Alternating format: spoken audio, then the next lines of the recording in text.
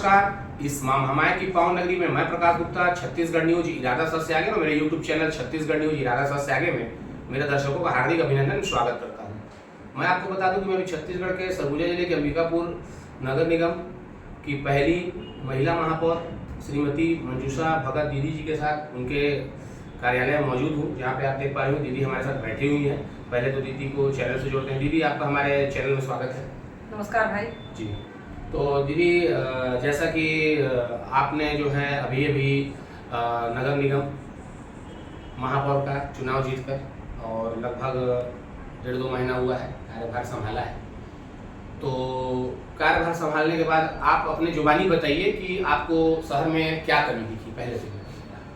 देखिए, मेरे महापौर बना हुआ कम लगभग 2 तारीख को 2 महीना हो गया है। तो आपको बताना चाहूँगी कि बिजली और पानी, रोड नाली की ये सब मूलभूत में आता है। तो गर्मी मई जून में भयंकर होता है, सभी लोग जानते हैं। इसमें ज़्यादा पानी की आवश्यकता होती है। तो शहर में मैं विभिन्न वार्डों में भ्रमण के दौरान विशेषकर मुझे पता चला नमना कला में टैंकर से पानी जाता है, वो पानी की समस्या है। मैं कुर्सी चौक के नीचे अधिकतर में देखी बड़े बड़े अधिकारी कर्मचारी हैं, टैंकर के भरोसे अभी भी है। इस चीज़ को मानती हूँ। पूरे शहर में पूर्ववर्ती की सरकार 5 टंकी बड़ी टंकी स्वीकृत हुई थी, जबकि उनकी मंशा होती ना तो एक बड़ा टंकी वहाँ उपलब्ध कराते। आज ये दिन ये दशा देखने को नहीं मिलता। पर उसको देखते हुए, उनकी समस्या देखते हुए मुझे पहले प्राथमिकता आने वाला समय में बड़ा टंकी वहाँ उपलब्ध कराने के लिए सोची हूँ और उसी तैयारी में लगी हूँ। इस वर्ष तो क्योंकि तत्काल जीत के आई हूँ, तो टैंकर से उनका सुविधा जैसे तैसे बन रहा है, चला रही हूँ। बाकी 48 वार्ड में सबसे ज़्यादा वहीं नमना कला है। उसके बाद थोड़ा सा ये जाइएगा महामाया रोड से इधर जहाँ बरम रोड वगैरह है, इमली पारा क्षेत्र में थोड़ा सा क्या इन लोगों का इरादा था, अमृत मिशन के तहत पाइपलाइन भी पूरा बिछा नहीं है। तो बड़ा दुख की बात है। पूर्ववर्ती के सरकार ने कहीं किसी वार्ड में भेदभाव भी किए हैं, अनदेखी किए हैं, ये तो बहुत गलत किए हैं। अब मैं आ गई हूँ तो अभी मेरा तो तुरंत हुआ है, पर जगह जगह का मैं नोट भी कर ली हूँ और मेरा दौरा रोज होते रहता है। जैसे आज सुबह में 2 नंबर वार्ड में गई थी, वहाँ सबसे ज़्यादा बिजली की समस्या है, पोल खंभे भी गड़े हैं। तो धीरे धीरे चारों ओर से पता चल रहा है। मेरी मंशा है कि हमारे क्षेत्रवासी, हमारे 48 वार्ड के मतदाता ये सबसे वंचित ना रहे। मूलभूत की जो सुविधा उन लोग का हक है, उनका अधिकार है, वो मिलना चाहिए। और जैसा कि दीदी शहर में जैसे कि 48 वार्ड है, जैसा कि आपको मेरे दर्शकों को बता दूं कि मैं एक वीडियो न्यू बस स्टैंड का जो कमी था उसको मैं दिखाया था, जिसमें नल नहीं था पीने। लाखों यात्री वहाँ आते हैं, उनके लिए नल नहीं था। उसको जो है वहाँ पे नल लगा और टंकी जो वहाँ पे गंदगी से भरी हुई थी, उसको हमारे खबर का असर हुआ। और उसमें बताइएगा दीदी क्या हुआ उसमें बस स्टैंड का जो आपको मामला है मेरे चैनल के माध्यम से। अच्छा, आपके खबर के माध्यम से मुझे भी पता चला और मैंने भी निर्देशित किया था, सफाई भी हो गया हो। मैंने पता किया तो पता चला। तो कहीं ना कहीं आप लोगों का भी सहयोग रहता है। अगर इसी तरह सहयोग रहा तो हमारे नगर निगम की चहुमुखी विकास से कोई नहीं रोक पाएगा। और मैं तो लगी रहती हूँ।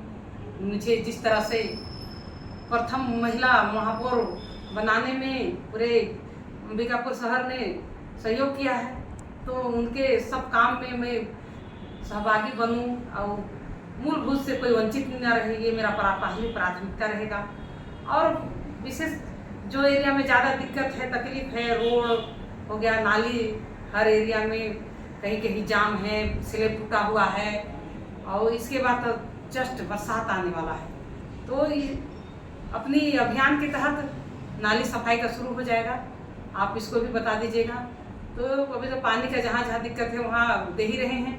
मेरा प्रथम बैठक समाज सभा का हुआ, उसमें मेरे पार्टी के मेरे लोकप्रिय सांसद चिंतामणि महाराज जी आए और तत्काल टैंकर खरीदी की राशि अपने मद से दिए हैं।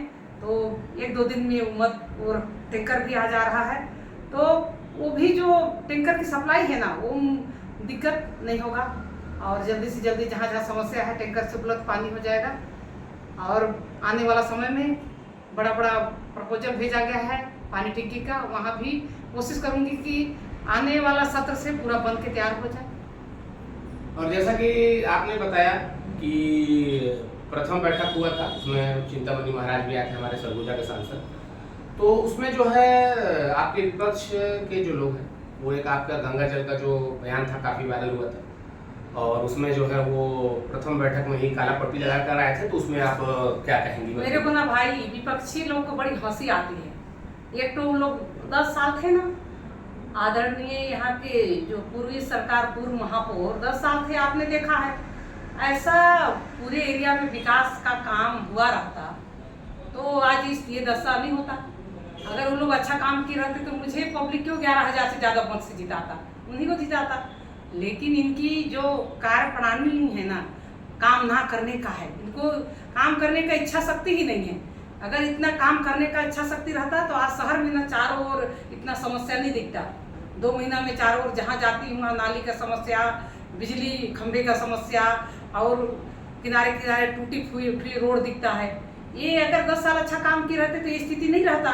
और इनका काम ही है अच्छा काम करने वाले को बाधा करना। मुझे तो लगता है इनको खुद तो काम करना रहता नहीं है। पूर्व की सरकार जैसे यहाँ के विधायक भी थे, उप मुख्यमंत्री स्वास्थ्य मंत्री थे, उप मुख्यमंत्री थे, स्वास्थ्य मंत्री तो थे ही, लेकिन डिप्टी सीएम थे। उनके रहते हुए भी यहाँ राशि जीरो दिखता है, कहीं विकास काम दिखता है उनका। कभी ओपनिंग करते, उद्घाटन करते, भूमि पूजन आपने कभी नहीं देखा होगा। स्लैब का बात हुआ था कि विधायक निधि से यहाँ स्लैब बना है, लेकिन पता नहीं ये स्लैब मेरे को तो कहीं नहीं दिखता है। आज भी जहाँ देखो वहाँ खुला नाली दिखता है। तो ये सब देख के मैं अपने डायरी में नोट करते जा रही हूँ। आने वाले समय में जितना बनेगा, मैं तो तुरंत आई हूँ। यहाँ निगम की पूरा स्थिति परिस्थिति भी मैं भी समझने में लग रहा है। यहाँ के अधिकारी कर्मचारी भी पुराने हैं, ये लोग पता नहीं क्या क्या काम करते हैं। पहले तो इनके नस भी पकड़ रही हूँ। अब जितनी समस्या है, चाहे रोड हो, नाली हो, बिजली हो, चाहे बिजली के खंभे हों, तो उसको पूरा करवाने की कोशिश करूँगी। क्योंकि अभी तो मेरा 2 ही महीना होगा है और आने वाले समय में क्योंकि ट्रिपल इंजन की सरकार है, अपने यहाँ राज्य में भी अपनी सरकार है, केंद्र में भी सरकार है, तो अमृत मिशन के तहत बहुत सारे फंड भी आते हैं, बहुत सारे विकास काम भी वो आते हैं। जैसे खेलो इंडिया के तहत आप वो जमीन उपलब्ध करा दीजिए और प्रस्ताव भेजिए। हमारे केंद्र सरकार जितना राशि है उतना देने की बात करते हैं, तो हम उसकी ओर भी ज़्यादा ध्यान दे रहे हैं। कहा कि खेल का मैदान हमारे शहर में 2 ही दिखता है, एक स्टेडियम दिखता है, एक आपका कॉलेज ग्राउंड दिखता है, इसके अलावा आपको कहीं नहीं दिखता होगा। तो हमारा उस ओर भी ध्यान है। कहे कि आज के दैनिक जीवन में खेल का बहुत महत्व है। यदि जीवन से संबंधित है, यदि खेल रहेंगे तो लंबा आयु भी होता है। हमारे नौजवान साथियों के लिए ये सब उपलब्ध कराना हमारा पहला प्राथमिकता रहेगा। और जैसा कि कल जो है सुशासन विभाग चल रहा है आप लोग का जी 2025, जिसमें कल शिवराज चौहान मामा जी भी आए हुए थे, जिसमें आप भी शामिल हुई थी। और उसमें जो है कई आवास का जो है घोषणा हुआ बनेंगे, तो उसके बारे में बताइएगा कि हमारे जो नगर निगम में 48 वार्ड हैं उसमें जो भी बचे होंगे उसको वो कैसे बनेंगे उनको बताइए, ताकि उनको भी पता चले कि वो भी उनका भी सपना जो है पक्के घर का पूरा हो, जल हो, नल हो और सभी हो। देखिए भाई साहब, मैं आपको स्पष्ट बताना चाहूँगी।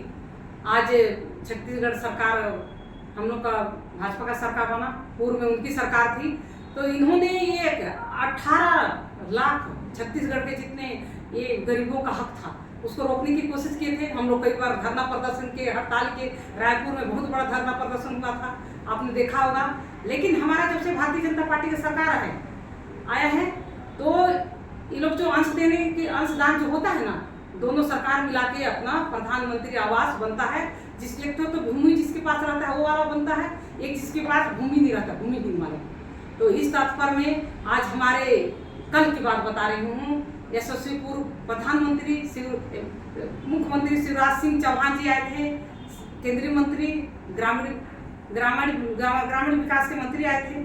तो यहाँ से सौगात जो दे के आए हैं, तो जो छूटे हैं, जो पात्र हैं, एक हितग्राहियों को मिलेगा ये आपके चैनल के माध्यम से बताना चाह रही हूँ। कोई गरीब वंचित नहीं रहेगा। जो सही में कैटेगरी में आते हैं उनको ही मिलेगा। जांच के दौरान सही पाए जाते हैं उनको पूरा मिलेगा, ये पूर्ण विश्वास दिलाती हूँ।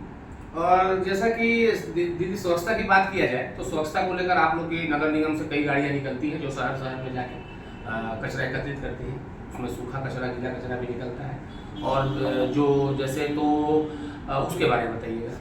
देखिए, गीला कचरा और सूखा कचरा हमारे स्वच्छता दीदी लोग बहुत मेहनत करती हैं। हाँ, करते हैं, हम मैं देखते तो हैं।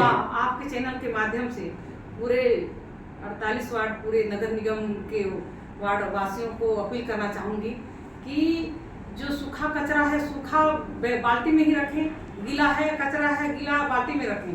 काहे कि हमारी बहनें घर घर जाके कलेक्ट करती है कचरा, तो उनको भी भाई वो भी उनका भी जीवन शैली रहता है, वो भी इंसान है, तो उनको भी सुविधा मिलेगा। तो मैं तो आपके चैनल के माध्यम से ही अपील करना चाहूँगी।